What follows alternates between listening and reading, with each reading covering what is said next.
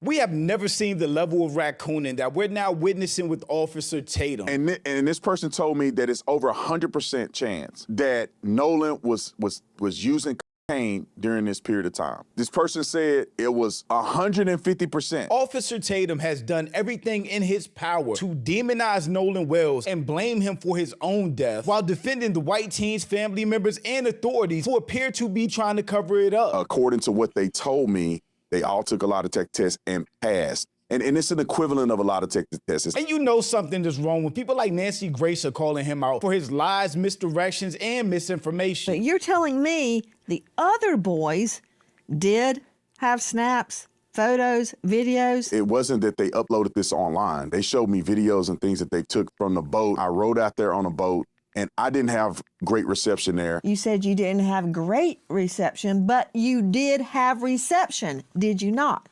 No, there was reception there. It just wasn't great. Let me refine my question. Answer is yes, you had reception on Horn Island. Yes, I did have reception on Horn Island. But I'm Jew. Welcome to the channel. Please like and share the video. Don't forget to sub.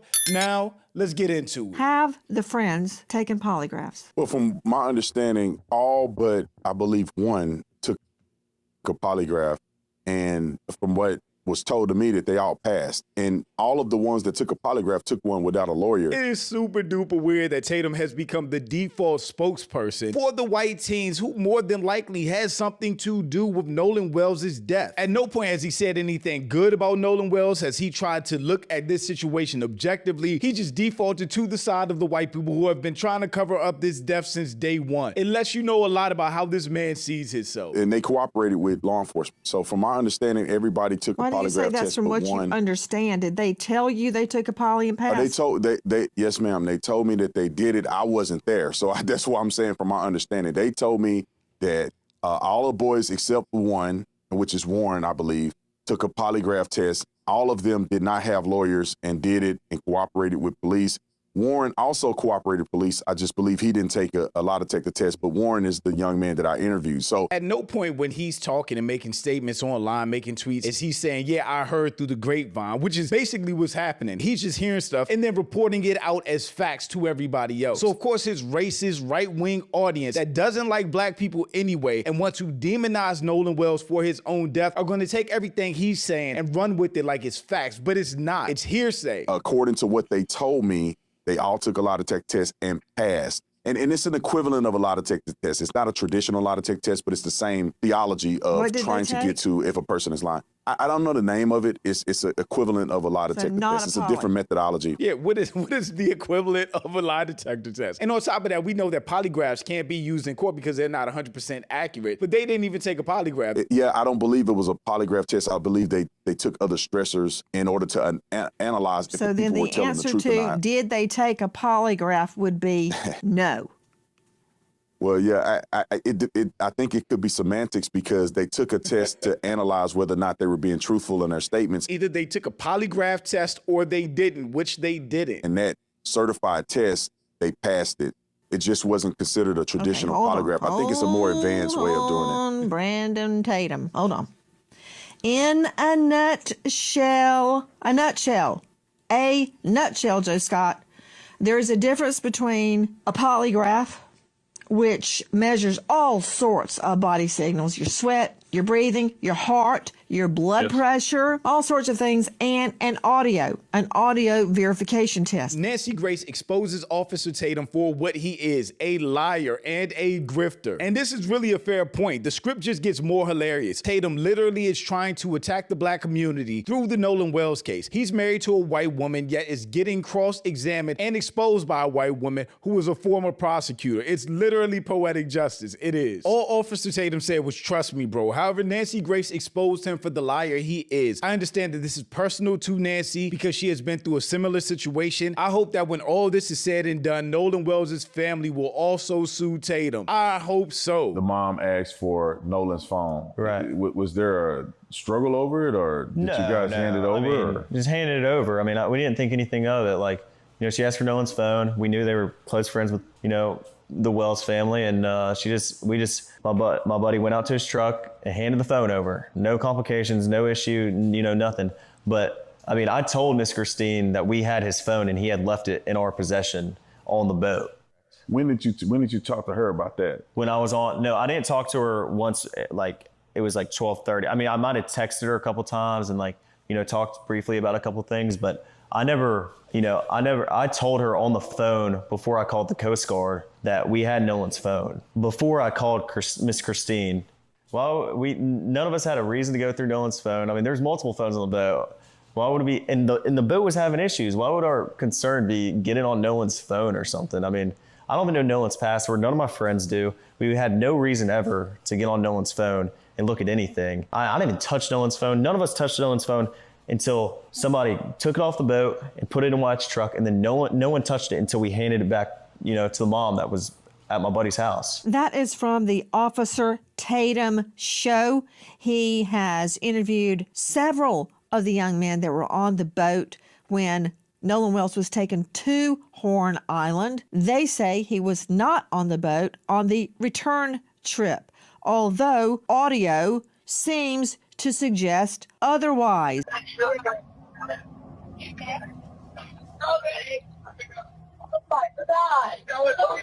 Detail assistance, Vicky speaking. How can I help you? Hey, we're at the west tip of Horn, and our bilge pump stopped working. We're sinking. Can y'all please come? We have a membership. All right, of course. How far is the water coming up, sir? Can you give me a description? Ankles? What'd Hello? you say? Hey, Yes. How far is the water coming up, sir? it's coming up. We're just sinking. I don't know. Like we're going down. What did we just hear? What was that? That audio is crazy, especially with everything that can be heard in the background after the audio got cleaned up. It's very clear what they're saying. You interviewed, as we played at the get-go, several of Nolan's friends. Did they show you photos, videos, snaps of that day on Horn Island? Well, Nancy, thank you so much for having me on. I spoke to 4 of the boys that are originally accused of being involved in Nolan Wells' death. And they did show me a lot of evidence. I want people to be very clear with this. I spent my career putting people in jail. My career is based on getting justice for people who have been done wrong. I've never been a defense attorney. So me going out and doing this was to find out what happened to Nolan Wells. No, it wasn't. He's never cared about what has happened to black teens that have died. He was the exact same way with Carmack Belton and Carmelo Anthony. He never said one good thing about them, completely lied about Carmack Belton stealing out of the store when he didn't. You can feel it, you can touch it, because people saw a child that looked like their own, that did nothing wrong. A child that all the witnesses described had fear in his eyes when he left the store. I want to hear what he had to say about his 14-year-old boy with a gun in his hand, stealing from the store. He can be heard being confronted by Rick Chow's wife and son about the water bottles and denying he took them. He's then pursued out of the store by Rick Chow and his son.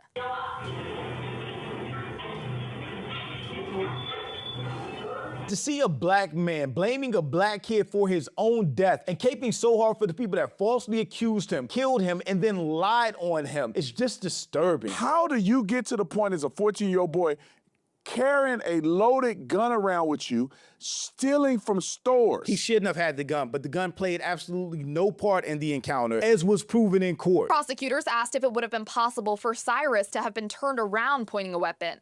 She said no. Justified this black kid getting shot in the back and completely demonized Carmelo Anthony from jump. He has a history and a pattern of doing this. If there's a big story or big case involving a black teenager, especially a black male teenager, you can bet the house that he's going to be against that black person. Whether he's siding with the Asian defendant or these white teens who have been acting shady and guilty as fuck since all of this came to light. And in talking to these young men, the burden of proof is they're going to have to prove to me. I'm not going to listen to what they say out of their mouth. They're going to have to show me.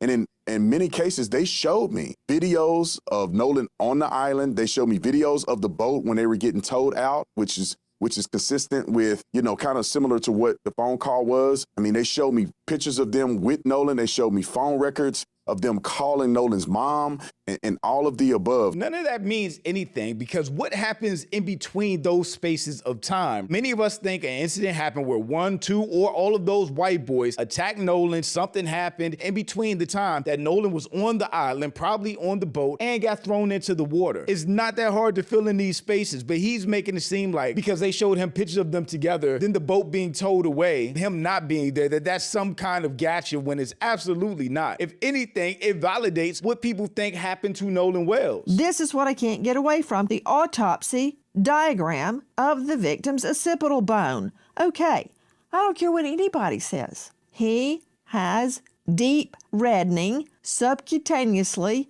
on the back of his head. Blunt force trauma? Nowhere else. It's not on his neck, the back of his neck anyway. Don't see it on the back. Don't see it anywhere else on the body. So I really don't want to hear a lame explanation that it's lividity of the blood sinking to the back of the body. Number one, the body was on its face. But that said, they kept the neck and the lungs. Lungs to see if he drowned, neck. Why would they keep his neck? Officer Tatum, are you telling me that they had reception on Horn Island? Because many people are saying, well, the reason that there's nothing on Nolan's phone of that day, like there's no pictures, there's no snaps, there's no text, there's no anything, not because it was deleted, but because he didn't have reception. He didn't have reception, so he left his phone on the boat, but everybody else had reception. But you're telling me the other boys did have snaps, photos, videos, and reception? Yeah, no, Nancy, let me clarify this for you. It wasn't that they uploaded this online. They showed me videos and things that they took from the boat during the outing on 4th of July. I was personally out at Horn Island. I rode out there on a boat, and I didn't have great reception there. And I left my phone in the boat when I got into the water and we were actually going out to do interviews. Objection, objection. Imagine a police officer like him pulling you over or coming to the scene where somebody called the police about something. You can 100% guarantee that he's the type of person that would press black people or blame black people without even knowing what's going on. So him saying he's an officer means absolutely nothing because officers like him are the reason black people don't trust police. Long enough to know you're gonna get objections. You said you didn't have great reception, but you did have reception, did you not? No, there was reception there. It just wasn't great, and it wasn't great enough for people, in my opinion, to upload. You can make a phone call potentially, but you wasn't gonna upload data to a social media account. Yeah, I believe when you don't have reception, it's probably easier to upload data than it is to make a phone call. Now, could people take the steps to do it if they're dedicated enough? Yes, but it doesn't appear that would have been a frequent thing, given the fact that you probably had one or two bars out there. And I heard evidence of that. Not only did I see evidence of it when I went out there myself personally with my cell phone, when I listened to the CETO call, you could tell that the call dropped out several times. It seemed like they were having trouble at times hearing each other. So it is consistent. And anybody that travel out there that have gone to the 4th of July celebration, they know that the reception is not very great. So the videos that they showed me in call logs were things that were not associated to social media, that they never posted on social media. It was, pictures and videos that they took on their phone. Again, that still is dumb. He's saying everybody else had their phone, had pictures, videos, messages on their phone, except for Nolan, whose phone appears to have things deleted off of. Okay, let me refine my question. Get him, Nancy. I take it from your last answer that the answer is yes, you had reception on Horn Island. Yes, I did have reception on Horn Island. We just played that CETO call. It's 2 words, SEATOW, and it's kind of insurance that people have that are boat goers. And if you have a problem, CETO will come and tow you back to the mainland. They said they had a problem. They said they were taking on water. And then they canceled the tow. One of your takes is that all the chatter that we're hearing, wake up, Nolan, are you dead, Nolan? Crazy that you can hear that as clear as day. Wake the F up, Nolan could be referring to the battery, the bilge on the boat, that it's all unclear. Regarding the boat being disabled, apparently it was not. Listen. We're sinking. Can y'all please come? And is everybody on board in good health otherwise? Yeah, everybody's on board. Everybody's on board. So does that mean Nolan is on there? Who was on that boat? At 4:31, the boat leaves Horn Island and it is towed approximately 3 miles, and then the tow ends. So after 3 miles, they go back to the original dock, okay? They arrive at 5:44 p.m.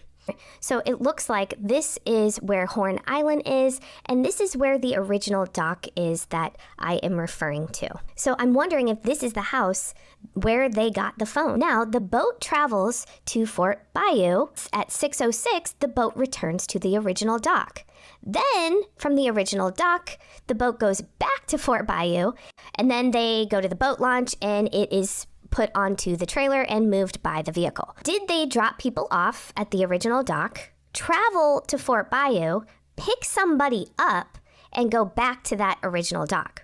And then from there, why was there an hour and 13-minute time gap? This boat was sinking hours before, and then they're just having it docked for an hour and 13 minutes. You would think they'd want to get that boat out of the water ASAP. They told Cito it was sinking. What's the truth? Was it sinking and they repaired it? Did the young man explain those travels we just identified? Yeah, 100% they did that. I wish that people on the internet would have had an opportunity, and they can go look at the interview that I did with Warren, but they had an opportunity to actually talk to these young men to get this in perspective.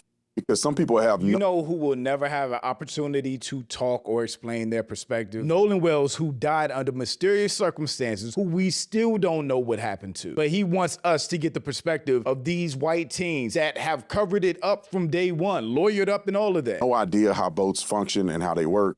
They explained to me, they took me on a boat and showed me exactly where they went, where they docked, where did they, stop at, how did they get the bilge pumped and the water out of the boat, and all of the above. So they were sinking. They were taking on water. The water came up high enough that the batteries weren't working. They had to get a tow to kind of tow them out, where you could see the young lady saying about 3 miles out. It's a complicated boat's jargon, but they ended up getting the boat out. They ended up getting it to the point where they could run the water out of the boat through a hole in the boat that they ended up plugging. They explained all this. Anybody that does boating know exactly what they're talking about if you hear them explain it on the interview. So they have an explanation for all of these things. And not only that, Nancy, they showed me video of them on the boat, and Nolan was not on the boat. He keeps saying that like it's a gotcha. If they found Nolan in the water, how hard is it for them to throw him overboard after he was already dead? He keeps saying that like it's a gotcha, and it's not. Not on the boat log. And there are people who saw Nolan on the island closer to around 6 p.m., which is far after they left, far after this phone call was made. I saw text messages from the young lady that Nolan was with, the young lady named Katie. I saw her text messages. In her text messages, she said that she heard the boys yelling for Nolan to get on the boat. He did not. She said in her text message that she did not see Nolan get on the boat he came on, which was Wyatt's boat, which is the boat that was sinking and they ended up leaving on. So it wasn't just a statement that they made on a podcast. They were actually showing me evidence to the contrary of what the mainstream YouTubers and some media outlets are putting out to the... He keeps saying evidence, but it's so-called evidence that nobody else has seen, nobody else will see, text messages that nobody else will see, and we just have to take his word for it, who already has a terrible track record when it comes to these cases and black people. I wish that people would go watch the interview or at least take some time to listen to these boys' statements. And I'll say this, Nancy, too. I wish that the family would have taken the time, or at least Benjamin Crump would have taken the time to reach out to the lawyers or reach out to these young boys to get their statements so they're not wasting their time sending everybody on a rabbit trail when they could have just talked to these boys. And they could have, but they refused, because I saw a message from Warren where he called Nolan's mom twice. I've seen messages from Warren's stepmother, Ashley, where she sent Nolan's mom a text saying, please reach out to me whenever you're ready. I would like to talk. Other parents I saw messages from who reached out to Nolan's mom saying, we need to talk. Can we talk? I'm available if you need to talk to us. I do not understand at this point why Benjamin Crump would go out. This man does nothing but victim blame. Now he's blaming Nolan Wells' family, who lost a son mysteriously, can't get any real answers, for not wanting to talk to people who have done everything to cover it up and still can't answer what happened to their son, but he's blaming them. And put misinformation out online when he had the availability to talk to these kids and clear these things up like I did before he presented this to the public. We also reached out to Benjamin Crump 4 times. And on the 5th time, they come back and tell us that the family is not doing interviews. We didn't ask to talk to the family. We asked to talk to the attorney, Benjamin Crump. Why? So we can come together as a community and solve what happened to Nolan Wells. We're not in the same community. This is the same guy that refuses to even say he's black or his kids are black. I have more similarities with white people than I do with some black people. Trying to figure out, Officer Tatum, what the hell is wrong with looking at yourself as black first before you're anything else, black before you're American, black before, you're anything else. What's wrong with that? Okay, because all black people ain't the same. And like, for instance, we all different. So when I say I'm black, what does that mean? So I don't wake up out of the womb and I think about my kids. I'm in a blended family. I'm in a mixed family.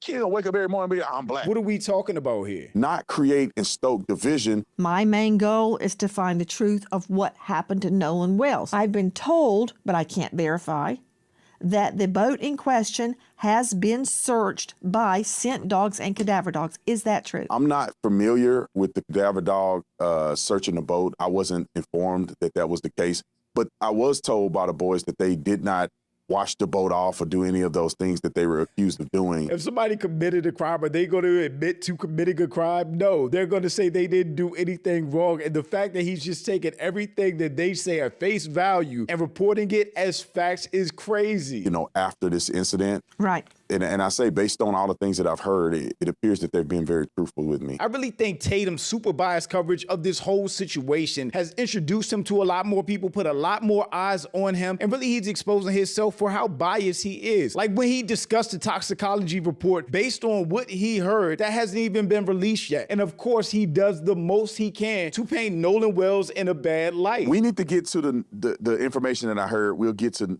Miss Rachel and her silly self. Imagine a teenager dying and him calling the mother who's dealing with it, however she's dealing with it, a silly person. He does not like the black community at all. And he's proved it over and over and over again with how he discussed the Carmack Belton situation or the Carmelo Anthony case. People are messaging me and telling me that there is heavy drinking and there's cocaine involved. Now he's trying to say Nolan Wells was on coke. Heavy drinking doesn't matter because everybody there at that island, at the party, at the function was drinking. That doesn't matter. That doesn't paint Nolan Wells in a bad light. Now he's trying to push this cocaine angle again. The toxicology report did not come out. He's just saying this from hearsay, from talking to people who have everything to gain by painting Nolan Wells in a bad light. And there's a particular person whom I know this person's name, but this person allegedly was offering people cocaine, and someone close to Nolan, one of his friends. I hate that any of these people are being identified as Nolan's friends, because a friend, one, would not harm their friend, kill their friend, throw their friend in the water, cover it up, lie to the mother, lie to the police, lawyer up. Like, no friend would do that. Told me that this person was offered cocaine and rejected it from this person. I was also told, and this person told me that it's over 100% chance that Nolan was using cocaine during this period of time. This person said it was 150%. He went from 100% to 150%. I hope they sue the pants off Tatum when all this is said and done. Sure that when the toxicology comes back, that Nolan will have cocaine in his system. And even Stephen A. Smith clearly pointed out that it looks to be a cover-up, that they wanted Nolan Wells' death to be swept under the rug as quick as possible, to not put any spotlight on what actually happened to him. And in my estimation, the authorities being a bit presumptuous and ahead of the curve and saying they suspect drowning and articulating that, it's almost like their wish was to aim you in a different direction, and the direction towards innocent for these boys, because why would authorities come out so quickly and just say such a thing? That's just my thinking. The two forensic psychologists who performed the autopsies on Nolan Wells have not released any toxicology findings. Yet Brandon Tatum, bought and paid for Israel Mouthpiece, is speaking via third party, accusing Nolan Wells of using drugs as the cause of his death. What's interesting is that some people are just realizing who Brandon actually works for. And it's super disgusting and very transparent what he's doing. He is running cover for these white teens and their families, for the authorities. He is doing everything in his power to paint Nolan Nolan Wells in a negative light. If Officer Tatum is found out to be a liar after the final autopsy and toxicology reports come out about Nolan Wells' death, I will be more than happy to donate to Nolan's parents to sue this tap dancing anti-black raccoon for slander with malicious intent. Take him down. The fact that it's been almost a month since Nolan Wells died and not a single arrest has been made should piss every single person on the planet off. They are victim blaming Nolan Wells with a heavy drinking narrative and now drug narrative that has not been verified. They got that from an email supplied to the Coast Guard as a possible description of Nolan, and it should not be treated as accurate info. The unidentified source is hearsay. At this point, we know exactly who Officer Tatum is. We know who he sides with and why. But it's still surprising how hard he goes against the black community, especially young black men that have lost their lives. And I absolutely hope when all this is said and done, he does face consequences for all the grifting he's doing right now. But shout out to my channel and Patreon members. Thank you for supporting and thanks for watching. Y'all let me know what you think about all this in the comments. Also, make sure you check out the next video and don't forget to follow me on Instagram for behind the scenes and life stuff. And I'll catch you next time. Peace.